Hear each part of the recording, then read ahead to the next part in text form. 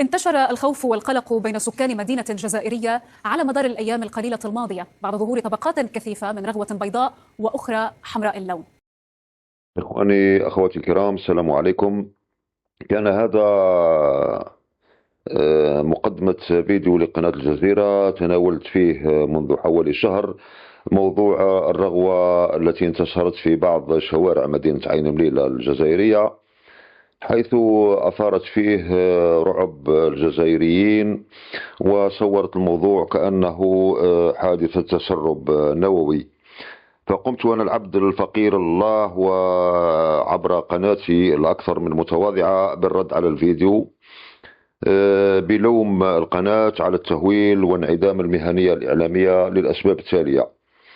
أولا، أن رئيس البلدية قد صرح بأن الرغوة نتيجة استخدام مادة مساعدة في حفر الآبار، وقد أشارت إليه القناة، بل وأظهرت حتى ورشة الحفر أثناء العمل. اثنين، أن المادة معروفة منذ العام 2017، وهي اختراع ألماني صديق للبيئة، ودعمت الرد بفيديو في الموضوع. ثلاثة، اعتماد القناة في تقريرها، وهي القناة الكبيرة، اعتمادها كليا على ما نشر فقط في السوشيال ميديا دون البحث والتحري في عين المكان.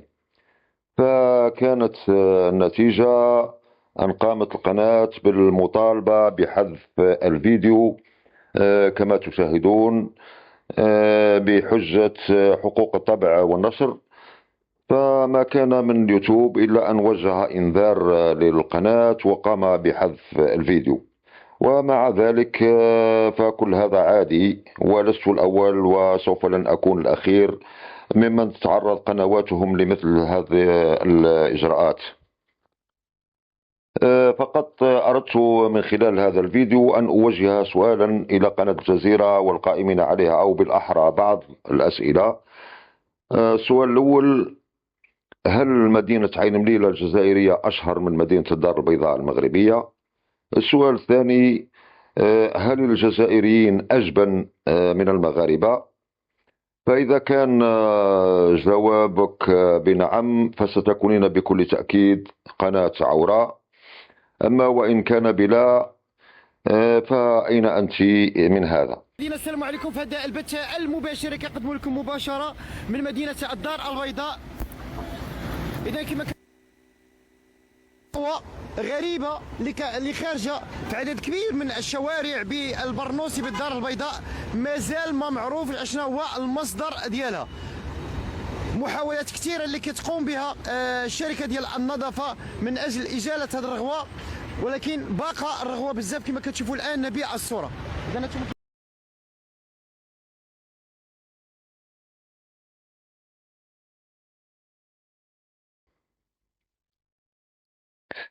أظن أن هذه رغوة كما رغوة الجزائر، وأنها تجوب شوارع مدينة مغربية تسمى بالمدينة الذكية، وأنها تخرج مباشرة من مجاري الصرف الصحي وليست من بئر ارتوازي كما في الجزائر، وأن السكان مفزوعين ومرعوبين.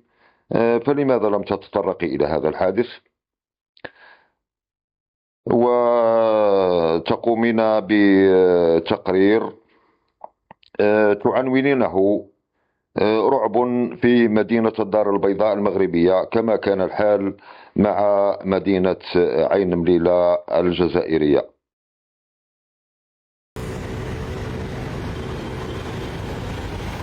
تعال.